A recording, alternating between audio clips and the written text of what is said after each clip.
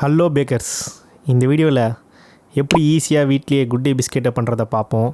ஆனால் இந்த வாய்ஸ் ஓவரில் குட் டேக்கு பின்னாடி இருக்கிற நம்மளுக்கு தெரியாத இன்ட்ரெஸ்டிங் ஃபேக்ட்ஸை கேட்போம். வாங்க ரெசிபிக்குள்ளே போகலாம். குட் டே பிஸ்கெட்டு எந்த வருஷம் லான்ச் பண்ணாங்கன்னா 1986. எந்த கம்பெனினா பிரிட்டானியா கம்பெனி. அவங்க குட் டே பிஸ்கெட்டோடு சேர்த்து marigold, tiger, nutri choice, 50-50, treat jam, milk Bikis, little arts இப்படி பல வெரைட்டி பிஸ்கெட்டை பண்ணுறதும் அதே பிரிட்டானியா கம்பெனி தான். பிரிட்டானியா கம்பெனி பிஸ்கெட்டோடு சேர்த்து ப்ரெட்டு, டைரி ப்ராடக்ட்ஸும் விற்கிறாங்க.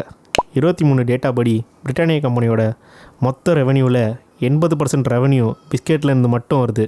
அது எவ்வளோனா சுமாராக ஒரு 16,300 கோடி இருக்கும் வருஷத்துக்கு. பிரிட்டானியாவோட குட் டே பிஸ்கெட்டு ஒரு குக்கி கேட்டகரியில் வருது.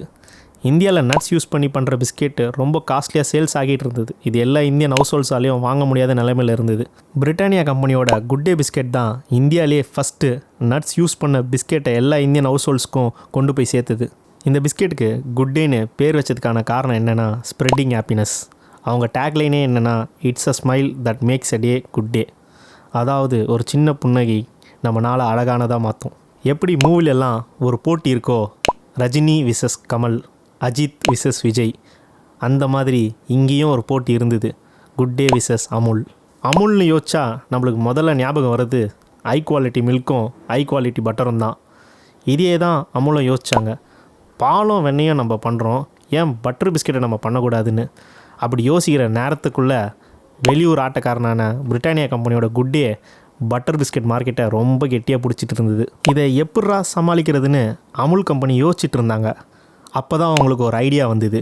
எப்படி கோல்கேட் விளம்பரத்தில் சமந்தா வந்து உங்கள் பேஸ்ட்டில் உப்பு இருக்கான்னு கேட்பாங்களோ, அதே மாதிரி அமுல் நீங்கள் சாப்பிட்ற பிஸ்கெட்டில் பட்டர் இருக்கான்னு கேட்டு விளம்பரம் பண்ணாங்க.